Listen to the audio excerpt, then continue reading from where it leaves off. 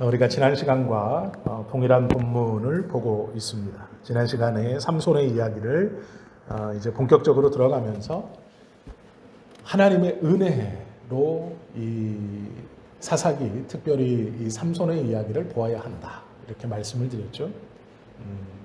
오늘 오전과 오후의 말씀을 바꾼 이유도 이것입니다.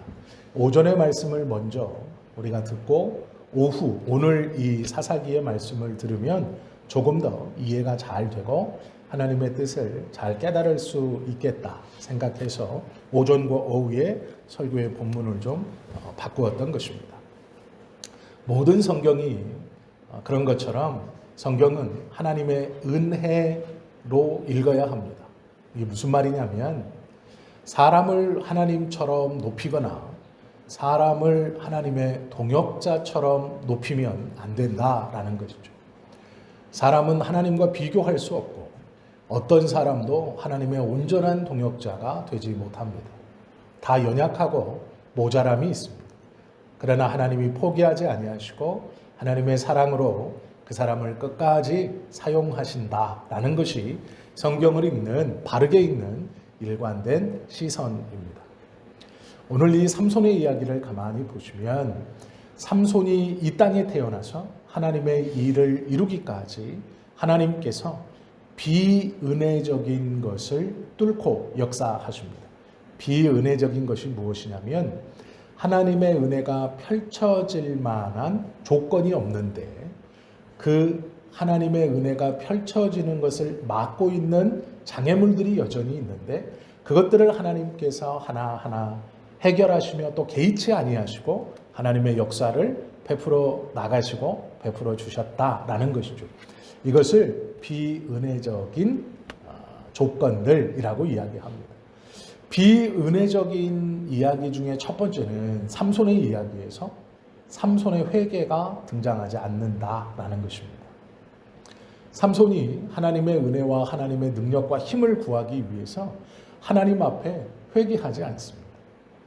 본문에는 그리고 이 삼손의 이야기에는 하나님 앞에 회개하는 삼손의 모습은 들어있지 않습니다. 그럼에도 하나님은 삼손을 통해서 하나님의 일을 이루어 가시죠. 이걸 좀 넓게 보면 사사기는 하나님을 떠난 이스라엘, 하나님의 징계, 그 징계 후에 회개하는 이스라엘, 그리고 하나님의 용서와 회복, 이것이 반복되는 것이 사사기입니다. 그런데 문제가 뭐냐면 삼손뿐 아니라 삼손이 등장하기까지 블레셋에게 40년 동안 지배를 받음에도 불구하고 이스라엘은 하나님께 회개하지 않습니다. 이스라엘의 회개도 없습니다. 주인공인 삼손의 회개도 일어나지 않습니다. 사사기 앞을 보시면 이스라엘 백성들이 하나님께 부르짖기 시작합니다. 고통을 당하고 아픔을 당하면 하나님 앞에 부르짖습니다. 그러면 하나님이 용서하시죠. 그런데 이 삼손에 와서는 부르짖지 않습니다. 기도하지 않습니다. 그런데 블레셋에게 당하는 고통이 너무 크고 힘들자 하나님께서 먼저 이 마노아의 아내에게 나타나셔서, 즉 삼손의 어머니에게 나타나셔서 수태고지 너에게 아들이 있을 것이다 라고 이야기해 주시며 당신의 역사를 이루어 가시죠. 두 번째는 삼손의 엄마는 불임이었습니다. 아이를 낳지 못하는 여성이었습니다. 생리학적으로 아이를 갖지 못하는 여성의 태를 여셔서 삼손을 갖게 하시고 그 삼손으로 하나님은 당신의 일을 해 나가신다라는 것입니다. 이 비은혜적 조건, 하나님의 은혜가 일어나는 것을 가로막는 조건들을 하나님은 치우시고 해결하시면서 당신의 일을 이루어 가신다라는 것이죠. 세 번째는 삼손이 하나님의 은혜가 임함에도 불구하고 거룩하게 살지 못한다라는 것입니다. 우리가 생각할 때 하나님의 역사가 일어나려면 구해야 하고 회개해야 하고 하나님의 역사가 임하면 또 그 역사가 임한 그 당사자의 삶이 변할 것 같습니다. 당연히 또 변하죠. 그런데 삼손의 이야기를 가만히 보면 이스라엘에 회개도 없고 아이 낳지 못하는 여인을 사용하시고 그렇게 여호와의 신이 강하게 임하였고 급하게 임하였고 충만히 임하였다는 말이 3번이나 등장하는 삼손도 하나님 앞에 거룩한 삶을 살지 못합니다. 이 3가지 모두가 다 하나님의 은혜를 가로막는 비은혜적 조건들입니다. 그런데 하나님은 그것들을 다 해결하시고 그것들을 다 개의치 아니하시고 당신의 역사를 이루어 가신다라는 것이죠. 하나님의 은혜는 우리의 열심이나 우리의 조건으로 주어지는 것이 아닙니다. 하나님의 은혜는 하나님의 열심입니다. 하나님의 은혜는 하나님의 열정으로 우리에게 주어지는 것입니다. 본문을 보면 그것을 잘 알 수 있죠. 하나님의 은혜가 우리의 조건이나 우리의 열심에게 달렸다면 구원받지 못할 자가 많고 구원에서 탈락하는 자가 많을 것입니다. 처음에는 이 모양 저 모양으로 열심을 갖고 있다가 시간이 지나면 그 열정이 식고 그 열심이 식게 되어 있습니다. 처음에는 놀라운 것들도 익숙하게 계속해서 접하다 보면 그것이 놀라운 것이 되지 않습니다. 제가 군대에 가서 깜짝 놀랐던 이렇게 조금 이렇게 생각했던 사건이 하나 있습니다. 그게 뭐냐면 계란 후라이입니다. 계란 후라이는 아무것도 아니죠. 저에게 계란 후라이는 정말 아무것도 아니었습니다. 군대 가기 전까지 계란 후라이는 정말 아무것도 아니었습니다. 계란 후라이를 붙여준다는 것은 특별한 일이 아니었습니다. 그런데 제가 군대에 가보니까 계란 후라이를 붙여서 밥 위에 올려서 케찹을 뿌려 먹는다는 것이 굉장히 특별하게 경험되어지는 일이었습니다. 계란을 이 병사 수가 많다 보니까 제가 취사 지원을 나가서 보니 계란을 먹이라고 부대에서 이게 지침이 내려옵니다. 단백질을 섭취해야 되고 이렇게 해야 되니까 계란을 병사들에게 먹이라고 이게 부자재가 들어옵니다. 그러면 계란을 어떻게 먹일까요? 삶습니다. 이게 제일 빨리, 제일 많이 병사들에게 계란을 먹일 수 있는 방법입니다. 그래서 이 계란을 먹이라고 연락이 오면 계란을 한번 살짝 씻혀서 큰 찜기에 계란을 막 놓고 그 밥을 할 때 제일 위에 찜기에다가 계란을 올려놓고 밑에는 이제 밥을 찌는 것이죠.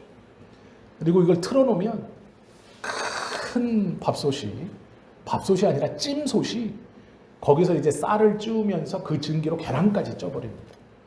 그래서 밥을 이렇게 배식하면서 계란을 한 개씩 이렇게 줍니다. 그런데 맛이 없어요. 밥을 찌는 이 찐밥도 맛이 없고 계란도 왠지 맛이 없습니다. 희한하게 맛이 없어요.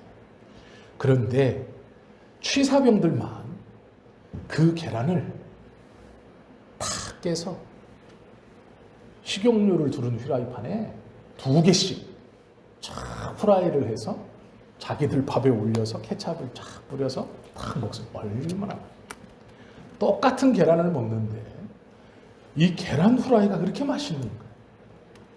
제가 군대에 가서 그 경험을 해보고 그게 아직도 기억에 남아 있습니다. 밖에서 계란 후라이는 여러 개를 싸놓고 먹으라 그래도 안 먹던 거예요. 왠지 비린내도 나는 것 같고 맛도 별로 없고. 그런데 그곳에서의 계란 후라이는 굉장히 특별했습니다. 하나님의 은혜가 우리에게 이것과 같으면 안 됩니다. 그런데 우리는 좋은 것을 누리고 받고 있음에도 익숙해져 곧 잊어버립니다. 가만히 보시면 하나님의 은혜의 근거가 우리에게 있다면 처음에는 감사할 수 있지만 모든 사람들이 곧 잊어버릴 것입니다. 망각할 것입니다. 당연하다고 생각할 것이고 감사하지 않게 될 것입니다. 그러면 하나님의 은혜가 곧 끊어져 버릴 것입니다. 그런데 감사하게도 하나님의 은혜가 우리에게 있지 않고 하나님에게 있기 때문에 끊임없이 계속해서 그 은혜가 공급되어진다라는 것이죠. 하나님의 은혜가 계속해서 부어짐에도 삼손과 같은 결과로 끝을 맺을 수도 있다라는 것을 우리가 기억해야 합니다. 신앙생활을 잘 하시고 임종을 맞이하시는 분들의 대부분이겠지만 참 좋은 모습으로 평안한 얼굴로 임종을 맞이하시죠. 그런데 종종 믿는 사람임에도 불구하고 좀 부끄러운 마지막 모습을 보이기도 하죠. 왜 그럴까? 하나님은 언제나 신실하게 이끌어 가시는데 그 은혜를 언제나 좋은 것으로 주시는데 왜 결과값이 다를까? 하나님이 은혜를 허락하시면 모든 사람이 변화해야 되고 모든 사람이 성결해지고 모든 사람이 진실해지고 모든 사람이 믿음 안에서 이루어야 할 것 같은데 그렇지 않다는 데에 놀라움이 있습니다. 하나님은 언제나 좋은 것으로 주시는데 왜 그것을 받는 사람이 달라질까? 왜 결과가 달라질까? 신기하지 않으십니까? 삼손은요, 몇 번 말씀드린 것처럼 여호와의 신이 강하게 임하였다, 갑자기 임하였다라고 해서 하나님의 신이 감동되었다는 얘기를 3번이나 기록하고 있습니다. 삼손에게 하나님의 신이 직접 임했습니다. 그런데 문제가 기생 라합은 하나님에 대한 이야기를 소문으로만 들었습니다. 직접 본 것도 아니고 자신의 민족이 믿었던 신도 아닙니다. 그런데 하나님의 신이 직접 3번이나 임했다고 성경에 기록된 삼손과 하나님의 말씀에 대한 소문으로 멀리서 들었던 라합의 삶의 방식과 행동의 선택이 달라진다라는 것이죠. 왜 그럴까요?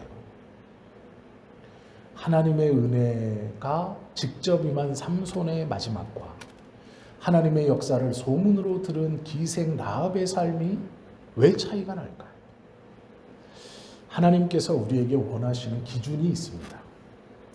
에베소서 5장 27절 말씀에 보면 하나님이 생각하시는 기준이 있는데 그 기준이 어느 정도냐? 하나님께서 자기 앞에 영광스러운 교회로 세우사 믿는 자들에게 하시는 말씀입니다. 하나님 앞에 영광스러운 교회로 믿는 자를 세우기를 원하십니다. 또 티나 주름 잡힌 것이나 이런 것들이 없이 거룩하고 흠이 없게 하려 하심이라 라고 말합니다. 이것이 하나님의 수준입니다. 하나님은 믿는 자들에게 은혜를 주시면서 기대하시는 수준이 있습니다. 어떤 수준입니까? 영광스러운 교회로 하나님 앞에 설 만한 자, 또한 티나 흠이 없이 정결하고 거룩한 자로 서게 하려는 것이 하나님의 기준이고 목적입니다. 그 목적과 기준을 가지고 하나님은 은혜를 베푸시는 겁니다. 그러니 잘 생각해 보십시오. 하나님의 은혜가 우리에게 임할 때 하나님은 우리에게 하나님 앞에 영광스러운 교회로 세울 수 있는 기준을 가지고 은혜를 주십니다. 그러면 그 은혜가 보통의 은혜, 우리가 생각하는 아무것도 아닌 은혜, 보통의 은혜 아닙니다. 하나님의 기준이 최고로 높기 때문에 그 기준을 가지고 은혜를 주시기 때문에 제일 좋은 것으로 허락해 주시는 것입니다. 하나님의 은혜는 그 기준이 높은 만큼 그 기준을 가지고 그 기준에 도달할 수 있는 은혜로 허락해 주시는 것이죠. 그런데 결과값이 다르죠. 왜 다르느냐? 베드로후서 1장 4절에 그 이유가 있습니다. 하나님은 이렇게 높은 기준을 가지고 이렇게 높은 기준에 올라설 수 있는 은혜를 최고로 좋은 것을 주시는데 왜 결과값이 형편없느냐? 베드로후서 1장 4절. 이로써 그 보배롭고 지극히 큰 약속을 우리에게 주사 하나님께서 놀라운 것들을 허락하시며 은혜를 주시고 이 약속으로 말미암아 너희가 정욕 때문에 세상에서 썩어질 것을 피하여 왜 결과값이 다르게 나옵니까? 정욕 때문이고 세상에 썩어질 것과 함께하기 때문이라고 말씀합니다. 하나님은 정욕을 피할 수 있고 세상에 썩어질 것들과 비교되지 않는 것을 허락하실 것입니다. 그런데 문제는 우리가 세상에 썩어질 것과 우리의 정욕으로 하나님께서 주신 것을 사용하려고 하기 때문에 삼손과 같은 결과값이 나오는 것입니다. 하나님의 기준에 도달하지 못하는 것이죠. 그러면 하나님께서 가지고 있는 이 기준에 합당한 은혜를 주시고 세상에 썩어질 것과 정욕을 피하여 하나님께서 원하시는 자의 모습은 무엇이냐? 그 뒤에 나와 있습니다. 뭐라고 말하냐면 신성한 성품에 참여하는 자가 되게 하려 하셨느니라. 이 말을 개역개정은 신성한 성품 이렇게 되어 있는데요. 개역개정 전에 있었던 개역 한글 성경은 신의 성품이라고 번역해 왔습니다. 신의 성품에 참여하게 하려 하심이라. 이것이 하나님의 기준입니다. 하나님께서 우리에게 은혜를 베푸실 때 하나님께서 생각하시는 기준이 있습니다. 나의 은혜를 통해 은혜를 받는 너희가 이렇게 될 것이다. 이렇게 돼야 한다. 내 앞에 거룩하고 복된 교회로 설 것이고 흠이 없고 티가 없이 거룩하고 성결한 자로 서야 할 것이며 세상의 정욕과 썩어질 것을 피하여서 나의 성품에 참여하는 자가 되어야 한다라는 기준으로 은혜를 주십니다. 그러기에 하나님께서 우리에게 베풀어 주신 은혜는 최고의 은혜입니다. 최상의 은혜입니다. 우리는 그 은혜를 받고 있는 것이죠. 하나님은 이러한 계획과 기대를 가지고 우리에게 은혜를 주시지만 우리가 그 은혜에 온전히 부응하지 못하죠. 왜 그러냐면 아는 것과 사는 것이 다르기 때문에 그렇습니다. 아는 것은 압니다. 그런데 사는 것이 다릅니다. 한 작가가 이런 말을 했습니다. 세상에서 제일 먼 여행이 무엇인지 아십니까?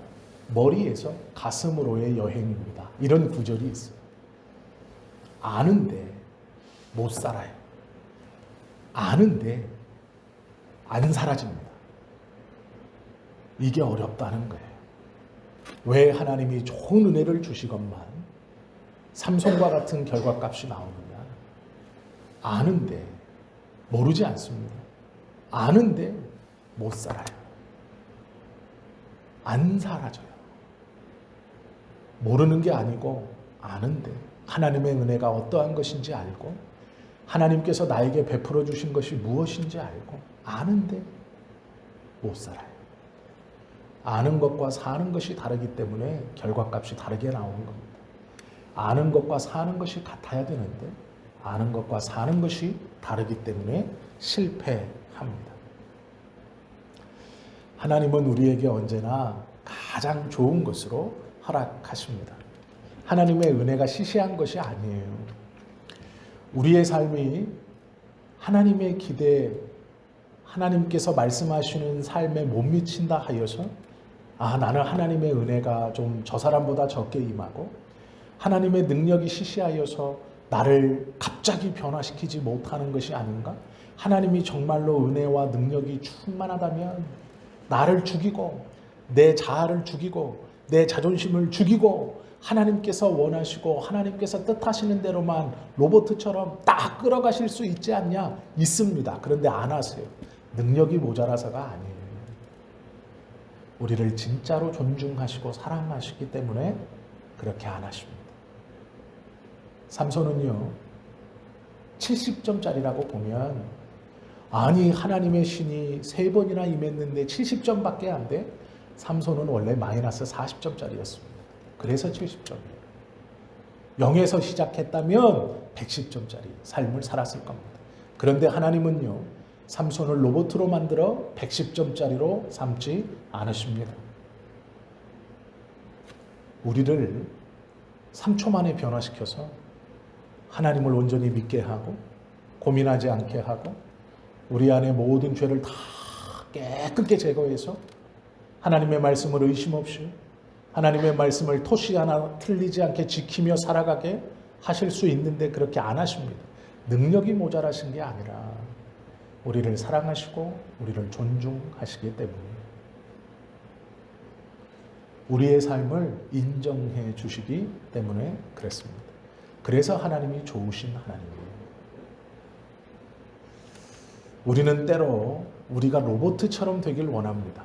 성령이 충만하여서 세상의 걱정과 근심과 고민을 끊고 하나님께서 원하시는 삶대로 100% 순종하며 모든 것을 내어던지고 살아가면 좋겠다 생각하지만 그런 일은 일어나지 않습니다. 성령의 충만함이 없어서 아닙니다. 착각하시면 안 돼요. 성령의 충만함이 임하면 우리가 성령의 충만함을 받아서 로봇가 되는 게 아니에요. 의심하지 않고 하나님의 말씀을 토치 하나 어기지 않고 지켜갈 수 있는 게 아닙니다. 하나님은 그렇게 하지 않아요. 성령님은 이미 성경에서 말씀하신 대로 우리 안에 내주하시고 충만히 거하십니다. 그런데 그 성령님이 우리를 존중하세요. 그래서 때로는 우리의 의심도, 때로는 우리의 외도도, 때로는 우리의 죄악도 가만히 기다리고 계시는 거예요. 우리를 존중하시기 때문에, 우리를 진짜로 사랑하시기 때문에, 우리를 로봇처럼 하찮게 여기지 않으시기 때문에 우리는 우리 스스로 로봇가 되려고 하면 안 됩니다. 결심으로 안 돼요. 내가 하나님의 뜻을 지켜가리라. 하나님 앞에 연약함을 고백하지만 또 연약하다고 널브러져 있으면 안 돼요. 하나님, 나는 아무것도 할 수 없습니다. 맞지만 그렇다고 아무것도 하지 않으면 안 돼요. 하나님, 내가 모든 것을 할 수 있습니다. 그렇다고 모든 것을 할 수 있는 건 아니에요. 잘 생각하십시오. 하나님이 하나님 되시는 이유는, 하나님이 우리의 하나님 되시는 진짜 이유는 우리를 진짜로 사랑하셔서 존중해 주시기 때문이에요. 그래서 우리의 연약함을 기다려 주시고 우리의 나약함과 약함, 의심을 참아 주시는 거예요. 도마 필요 없어. 야, 너 같은 제자는 필요 없지. 내가 원하는 건 의심하지 않아. 보지 않고도 믿는 자. 내가 원하는 건 그런 자. 너는 의심했으니까 너는 탈락. 베드로 부인했으니까 탈락. 그렇게 안 하세요. 그 의심도 기다려주시고 그 고민도, 그 결심도, 그 약함도 기다려주시는 거예요. 왜요? 진짜 하나님이기 때문이에요. 그 하나님이 진짜 우리를 사랑하시기 때문이에요. 그래서 로봇으로 만든 게 아니에요. 마음대로 막 조종하는 게 아니에요. 하나님이 왜 못해요? 하실 수 있죠. 그러나 그렇게 안 하세요. 그게 사랑이니까. 그게 진짜 존중이니까. 그게 하나님께서 당신의 백성을 진짜로 사랑하신다는 증거예요. 그걸 우리의 약점으로 생각하시면 안 돼요. 그것이 거부할 수 없는 하나님의 사랑의 표현입니다. 진짜 나를 사랑하시는 거예요. 그래서 내 안에 의심이 일어나는 거예요. 진짜 나를 사랑하시기 때문에 내 안에 고민이 일어나는 거예요. 진짜 하나님이 나를 사랑하시나? 진짜 내가 믿음이 있나? 내가 구원받은 자인가? 끊임없이 고민하는 것이 진짜 하나님이 나를 사랑하신다는 증거예요. 기다리고 계시는 거예요. 우리를 존중하시기 때문에. 우리를 진짜 사랑하셔서 우리를 존중하고 가만히 기다리고 계시는 거예요. 성령 충만 받으면 로봇가 되는 것 같아요? 그렇지 않습니다. 하나님께서 원하시는 바가 아니에요. 뜨겁게 찬송하는 건 너무 귀하지만 그 뜨겁게 찬송해서 결국 하는 말이 성령 충만을 받아 하나님의 뜻대로 사는 거래요. 지금도 하나님의 뜻대로 살고 있어요. 그렇게 안 하셔도 돼요. 걱정하지 마세요. 두려워하거나 불안해하지 않으셔도 돼요. 내 안에 의심이 있고 내 안에 갈등이 있다는 것은 하나님이 나를 진짜로 사랑하신다는 증거예요. 그것이 증거예요. 그 의심이 증거예요. 그 갈등이 증거예요. 하나님의 뜻이 무엇인가? 왜 나는 확신할 수 없지? 그것이 증거예요. 성령께서 기다리고 계세요. 잠잠히. 하나님께서 내가 그것을 통해 너를 진짜로 사랑하고 너를 존중하는 것이다 라고 말씀하시는 거예요. 그래서 나온 값에 대해서 하나님의 능력을 의심하지 않으셔도 돼요. 어떤 이에게는 하나님의 신이 임하지만 30점짜리, 어떤 이에게는 소문으로 임하지만 70점, 80점의 삶을 살 수 있는 이유는 하나님의 능력이 누구에게는 부족하고 누구에게는 많이 임하고, 하나님의 능력이 누구에게는 더 좋고 나에게는 부족해서가 아니고, 하나님께서 기다려주시고 하나님께서 나를 진짜로 사랑하시고 그러기에 존중해 주시기 때문에 우리가 이것을 배우면서 깨닫고 조금씩 하나님의 말씀 안에서 날마다 새로워져 가고 날마다 하나님 앞에 전진해 가므로 조금씩 아는 것과 사는 것이 일치되는 삶을 살아가면 되는 것입니다. 하나님은 우리가 결정할 수 있는 자유를 주셨어요. 우리가 결정할 수 있도록. 이게 얼마나 놀랍고 큰 일입니까? 우리가 스스로 결정할 수 있도록. 이것이 하나님의 방식이에요. 그렇기 때문에 우리는 고민하는 겁니다. 그렇기 때문에 뒤돌아볼 수 있고, 그렇기 때문에 조금 힘들지만 그 결정을 귀하다 여겨주시는 거예요. 그렇기 때문에 귀하다. 너의 그 기도가 귀하고, 너의 예배를 내가 기뻐하고, 너의 찬송을 내가 즐거워한다라고 말씀하시는 이유가 그 찬송과 기도가, 예배가 우리의 결정의 결과이기 때문에 그렇다라는 거예요. 로봇처럼 몇 시부터 몇 시까지 기도, 몇 시부터 몇 시까지 찬송, 몇 시부터 몇 시까지 예배 입력해놓고 딱 눌러서 입력된 대로 그 시간이 돼서 로봇처럼 틱틱틱 탁탁탁 하면 아니에요. 고민하고 의심하고 그 안에서도 기도하고 찬송 고백함을 통해서 하나님이 그 예배가, 그 기도가, 그 찬송이 귀하다 하시는 거예요. 그러기에 기뻐하시는 거예요. 그것이 하나님이 우리에게 주신, 하나님께서 우리에게 은혜를 베풀어 주시는 인격적 방법이에요. 그러니 좋으신 하나님께서 가장 좋은 은혜로 우리에게 부어주시는 것이죠.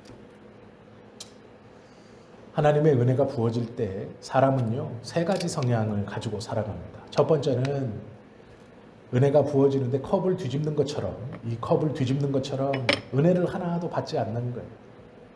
두 번째는 부어질 때 그냥 그대로 받는 거예요. 그리고 세 번째는 은혜가 부어질 때 많이 받으려고 몸부림치는 거예요. 이 세 가지의 삶의 모습으로 우리는 살아갑니다. 끊임없이 은혜를 역행하는 사람이 있어요. 그리고 초라하게 받는 사람이 있어요. 그런데 더 큰 하나님의 은혜를 누리려고 노력하는 사람이 있다라는 거예요. 삼손의 이야기를 좀 우리가 다시 보면, 사사들 중에도 하나님의 은혜를 기억하거나 받지 못하는 사사가 있고, 주신 것만을 누려가는 사사가 있고, 그 은혜를 주실 때 자신의 그릇을 넓게 몸부림쳐 하나님께서 주신 은혜를 많이 받으려고 노력하는 사사가 있어요. 한나의 기도를 보면, 한나가 처음에는요, 자신이 삶에서 구박받고 불합리하고 마음 아파하는 것을 통곡하듯이 하나님 앞에 기도합니다. 그러면서 하는 기도가 뭐냐면 아이를 주세요 였어요. 아이를 주세요. 그런데 그 기도가 조금 더 시간이 지나면 어떻게 바뀌냐면, 하나님 아이를 주세요에서 아들을 주세요라고 바뀌어요. 그리고 시간이 조금 더 지나면 하나님 내 억울함을 풀어주세요. 그 해결 방법으로 아이를 주세요. 아들을 주세요. 나시린으로 드리겠습니다로 바뀌어요. 이 기도가요, 하나하나씩 바뀌어가는 것을 보면 참 놀라운 거예요. 처음에는 내가 억울한 것을 기도하러 나왔어요. 그러다가 자기의 생각에 자기의 억울함을 해결하는 방법을 하나님께 달라고 기도해요. 아이를 주세요. 그런데 아이에서 아들로 바뀌어요. 왜 바뀌냐? 아들이 목적이 아니에요. 나시린으로 드리겠습니다 라는 것 때문이에요. 한나의 기도가 그래서 놀라운 거예요. 우리의 기도가 한나처럼 성숙한 기도가 되어야 됩니다. 처음에는 나의 억울함, 그리고 내가 생각하는 해결책, 그러나 나의 것보다 하나님께서 원하시는 것이 무엇인가를 깨닫게 되고 그 하나님께서 원하시는 것에 대한 해결책을 기도해요. 아들을 주세요. 나시린으로 드리겠습니다. 목사님, 어떻게 그렇게 볼 수 있나요? 당연히 볼 수 있죠. 왜 그렇게 볼 수 있느냐? 성경을 읽으면 돼요. 이게 무슨 말이냐? 사무엘이 등장하기 전 어떤 시대입니까? 사사시대. 왜 사무엘이 사사시대 뒤에 등장할까요? 사사시대에서 가장 유명한 사사가 삼손입니다. 오늘 우리가 13장에서부터 보게 되는 삼손이 사사시대를 통틀어서 제일 유명한 사사예요. 그리고 하나님의 역사와 능력을 제일 많이 경험한 사사예요. 사사기에서 삼손의 이야기가 가장 많이 쓰여져 있어요. 비중이 높아요. 삼손은 태어나는 것부터 달라요. 천사가 어머니에게 나타나서 아들을 낳을 것인데 그를 너의 뱃속에서부터 나시린으로 하나님께 선택되었으니 포도주와 독주와 머리에 삭도를 대지 말고 마시지 말라 얘기해요. 그리고 나서 이스라엘은 여전히 타락합니다. 이 삼손의 놀라운 수태고지를 통해 숙적인 블레셋을 물리치고 평화를 얻고 이스라엘이 하나님 앞에 돌아왔어야 하는데 돌아오지 못하고 여전히 하나님을 거역하고 살아가는 이스라엘의 암흑기를 시작하다가 어느 날 한 여인이 하나님의 성전에 나와서 기도하는데 하나님, 나의 억울함을 풀어주세요. 아이를 주세요. 아들을 주세요. 나시린으로 드릴게요. 요 사무엘 전에 나시린이 누가 있었어요? 삼손이에요. 삼손이 누구하고 싸워요? 블레셋. 그런데 사무엘이 누구하고 싸워요? 블레셋. 사무엘의 엄마가 아들을 주시면 그 아들을 뭘로 드려요? 나시린. 사사기에서 가장 유명하고 사무엘 전에 가장 영향력을 끼쳤고 하나님의 은혜를 많이 받았던 삼손. 그런데 이 삼손은 삼손이지만 먼저 태어난 삼손이지만 가짜 삼손이에요. 왜 가짜 삼손일까요? 하나님의 뜻대로 살지 못했어요. 이스라엘을 돌아오게 하지 못했어요. 하나님의 역사를 온전히 끼치지 못했어요.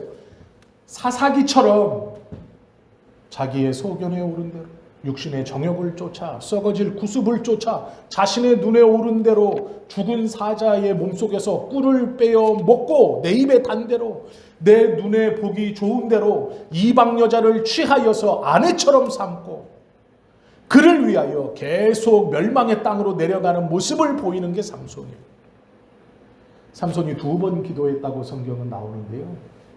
첫 번째는 기도도 아니고 두 번째도요, 사실 기도가 아닙니다.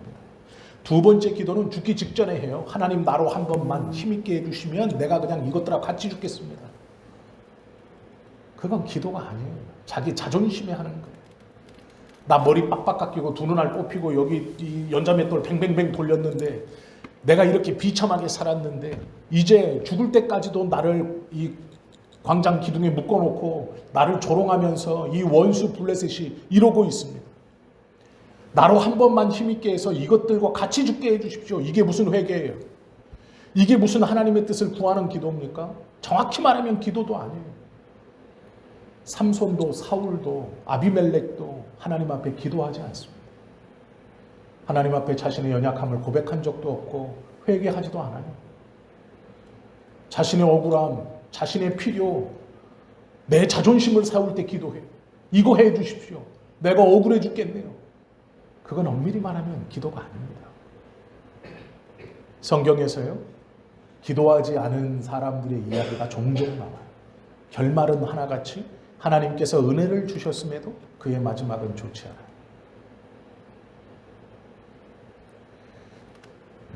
우리가 하나님 앞에 온전한 은혜를 갖는다. 그리고 성경이 삼손의 이야기를 잘 하다가 이 삼손의 실패의 이야기로 끝나고 삼손과 같이 또 다른 삼손이 등장해요. 그게 누굴까요? 사무엘이에요. 나실인으로 같이 들여진 두 아이. 육체적인 힘은 먼저 태어난 삼손이 더 컸어요. 두 번째 태어난 삼손은 육체적인 힘은 없어요. 그런데 두 번째 태어난 삼손이 진짜 삼손. 사무엘이요. 성경에서 말하고 싶은 진짜 삼손. 삼손의 이야기를 앞에 사사기에 해놓고 실패했습니다. 그리고 사무엘을 통해 진짜 삼손이 무엇을 했어야 하는지를 깨닫게 해주세요. 그리고 이 삼손을 통해, 즉 사무엘, 진짜 삼손을 통해 블레셋에서 구원하는 왕정시대를 여는 이 삼손이 아니라 진짜 우리에게 필요한 예수 그리스도라는 세 번째 삼손, 완전히 하나님의 뜻을 이루는 세 번째 삼손을 성경은 보여주고 있는 거예요. 그래서 사사기가 그 첫 번째 삼손의 실패 이야기, 그래서 이 세 가지의 세 명의 삼손의 이야기를 하고 싶어서 제일 먼저 예고편으로 탁 던져놓는 거기 때문에 중요해요. 그래서 삼손이 힘이 세다 이런 거 집중하면 안 돼요. 삼손이 뭐 어떻다 그런 거 집중할 필요 없어요. 사사기의 삼손보다 더 집중해야 하는 것은 사무엘이에요. 진짜 삼손. 원래 사사기의 삼손이 했어야 되는 진짜 삼손. 사무엘이 어떤 일을 합니까? 미스바에 이스라엘 백성들을 다 모아놓고요. 사무엘이 이런 얘기를 해요. 사무엘상 7장 6절. 그들이 미스바에 모여 물을 길어 여호와 앞에 붓고 그날 종일 금식하고 거기에서 이르되 우리가 여호와께 범죄하였나이다 하니라. 사무엘이 미스바에서 이스라엘 자손을 다스리니라. 원래 삼손이 했어야 되는 일이에요. 사사기 13장에 삼손이 했어야 되는 일을 사무엘상 7장에 두 번째 삼손인 사무엘이 하고 있는 거예요. 이스라엘 백성들을 모여서 하나님 앞에 약속하게 해요. 회개하게 해요. 그리고 사무엘이 어떤 일을 합니까? 사무엘상 12장 23절. 나는 너희를 위하여 기도하기를 쉬는 죄를 여호와 앞에 결단코 범하지 아니하고 선하고 의로운 길로 너희들을 가르칠 것이라. 원래 수태고지로 태어난 마노아의 아들인 삼손이 했어야 되는 일이에요. 이스라엘 백성들을 위하여 하나님 앞에 너희를 위하여 기도하기를 쉬는 죄를 내가 범치 않겠다.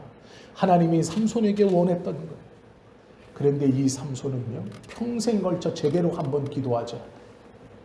이스라엘 백성들뿐 아니라 자기를 말씀 앞에 놓고 회개한 적이 없어요. 실패한 삼손이에요. 그리고 진짜 삼손인 사무엘이 태어나요.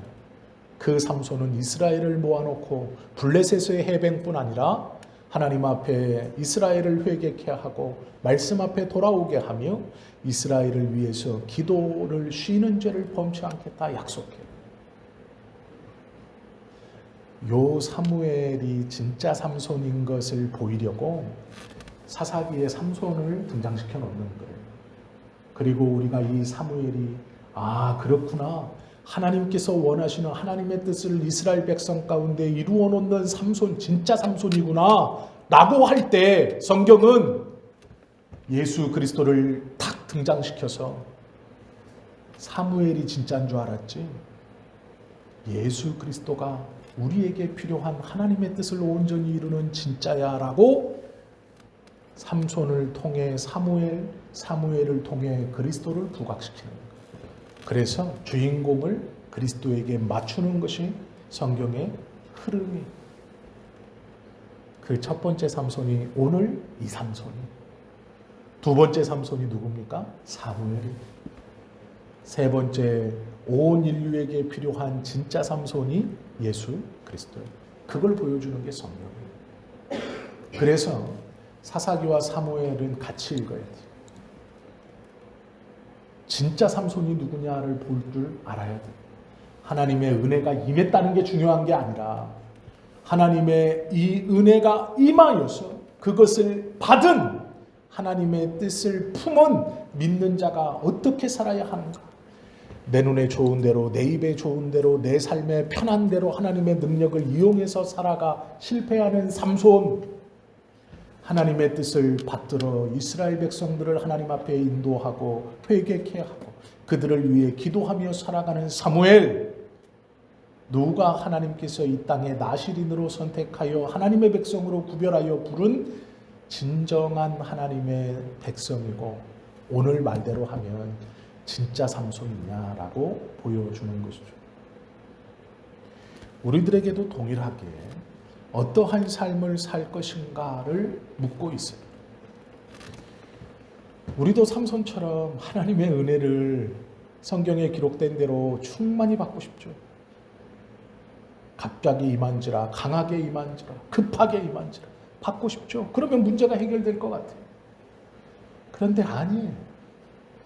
하나님이 우리에게 원하시는 것은 사사기의 삼손이 아니에요. 작은 태양으로 블레셋 신의 이름 아래 살아가는 거 아니에요. 우리는 그러고 싶어 해요.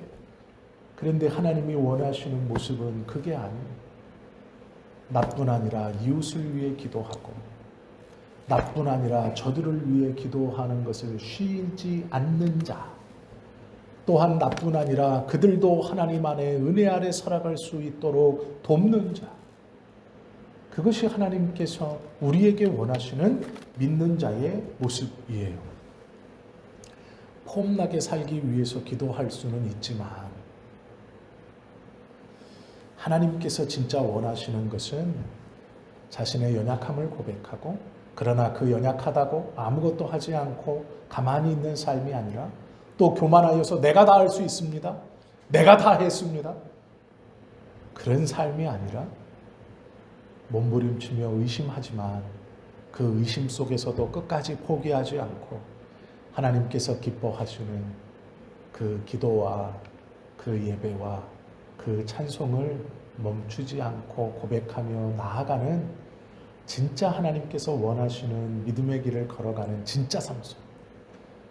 삼손과 사무엘을 비교했을 때 이름은 삼손이 가졌는데 사무엘이 삼손처럼 사는 것처럼 우리가 비록 힘이 없고 좀 연약하지만 힘으로 해결하고 보이는 걸로 해결하고 환경과 여건의 좋음으로 해결하는 이 삼손의 삶이 아니라 어려서 부모를 떠나 성전에 내버려져서 젖대자마자 자신 혼자서 그 성전에서 타락한 제사장 엘리 모시고 그 안에서 하나님의 말씀에 감동되어서 음성을 들으며 그렇게 자라가 결국은 어머니의 품으로 돌아가 해피엔딩으로 끝났더라가 아니라 이스라엘 백성 속으로 들어가서 패역하고 교만하고 자기 마음대로 살아가는 이스라엘 백성들을 미스바에 모으고 그것에서 하나님 앞에 저들을 회개시키고 또 저들을 위해서 기도하기를 쉬지 않는 그러한 사무엘처럼 살아가기를 우리에게 원하신다는 것. 그리고 그 원함을 가지고 놀라운 은혜들을 부어 주신다라는 것. 깨달았다면 살아가는 거죠. 깨달았다면 이게 중요한 게 아니라 이게 중요한 것. 살아가는 것. 머리로 아는 것, 가슴으로 사는 것. 머리로 아는 것은 충분해요. 가슴으로 사는 것이 부족하죠.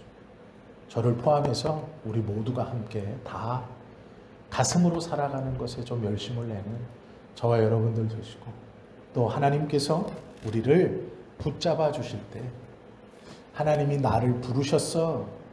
나는 이 특권보다 하나님의 나를 부르셨으니 내가 이 책임을 감당해야지 하는 마음이 더 크게 마음속에 있으시면 좋을 것 같아요. 한 교수님이 자신의 수필집에 이런 글을 썼어요. 대추 있잖아요. 대추. 빨갛게 익은 대추. 이 대추 이야기를 써놨어요. 뭐라고 써놨냐면 대추가 저절로 붉어질 수 없다. 이렇게 써놨어요. 그리고 그 옆에 저 대추 안에 태풍 몇 개, 천둥 몇 개, 벼락 몇 개 같이 있다. 이렇게 써놨어요. 대추가 혼자 붉어지는 게 아니고요. 벼락도 치고 태풍도 불고 천둥도 치고 번개도 치고 그 속에서 이 대추가 빨갛게 익어간다는 거예요. 그래서 맛있는 대추가 된다는 거예요. 우리의 삶이 하나님 앞에 인정받는 삶이 그냥 그렇게 맺혀지는 게 아니라 비바람도 불고 천둥도 치고 벼락도 치고 그 속에서 대추처럼 익어가는 거예요. 지금 우리는 그렇게 살아가고 있죠. 그러면 조금만 더 노력해서 하나님께서 기뻐하시는 삶, 진짜로 우리에게 살아갔으면 하시는 그 기대가, 그것에 합당한 기대에 부응하는 그런 믿음의 삶을 살아가시면 저와 여러분 다 되실 수 있기를 예수님의 이름으로 축원합니다. 기도드립니다.